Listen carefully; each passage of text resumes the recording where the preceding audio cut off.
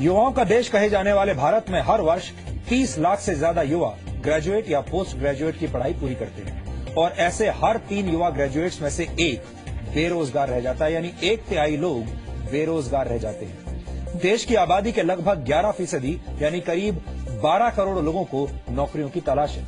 सबसे चिंता की बात यह है कि इनमें पढ़े लिखे युवाओं की तादाद ही सबसे ज्यादा है। बेरोजगारों में 25% युवा 20 से 24 वर्ष की उम्र के हैं, जबकि 25 से 29 वर्ष की उम्र वाले युवाओं की संख्या 17% है।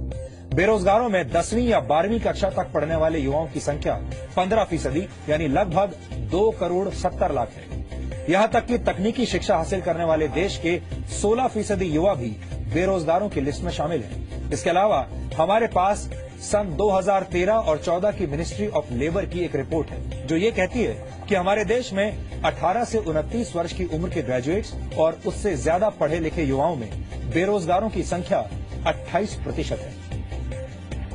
इन आंकड़ों से साफ है कि हमारे देश में युवाओं की संख्या तो तेजी से बढ़ रही है, लेकिन हम युवाओं की शक्ति का सही इस्तेमाल नहीं कर पा रहे हैं।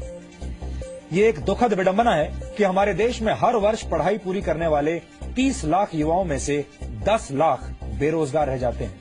इन युवा बेरोजगारों के पास छोटी मोटी नौकरी करने का ही विकल्प बचता है, इसके अलावा कोई रास्ता नहीं होता। और इनमें से ही एक विकल्प है सरकारी दफ्तर में चपरासी बन जाना। हमारे पास देश के 3 राज्यों महाराष्ट्र, गुजरात और मध्य प्रदेश से देश को चिंता में डालने वाली तस्वीरें आई हैं। इन तीनों ही राज्यों में 4वीं और 10वीं पास की योग्यता वाली नौकरी के लिए इंजीनियर्स और पीएचडी होल्डर्स अप्लाई कर रहे हैं।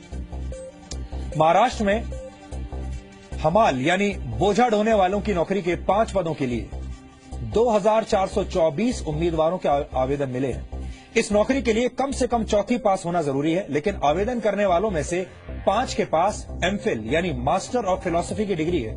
109 उम्मीदवार ऐसे हैं जिनके पास डिप्लोमा मौजूद है, जबकि 253 उम्मीदवार पोस्ट ग्रेजुएट्स हैं। दूसरी तरफ मध्य प्रदेश में फॉरेस्ट गार्ड की नौकरी के लिए 2400 पदों के लिए 6 लाख से ज्यादा आवेदन आए हैं। और दुख की बात यह है कि इन उम्मीदवारों में 12,000 से ज्यादा इंजीनियर्स हैं, 4,000 से ज्यादा उम्मीदवारों के पास इंजीनियरिंग डिप्लोमा है, 23,000 से ज्यादा पोस्ट ग्रेजुएट और 34 पीएचडी होल्डर्स हैं, जबकि इस नौकरी के लिए सिर्फ 10वीं पास होने की योग्यता ही जरूरी है। गुजरात के राजकोट में नगर पालिका ने मच्छर मारने का काम करने के लिए 23 पदों पर आवेदन मांगे और इसके लिए 34,000 लोगों ने आवेदन भरे।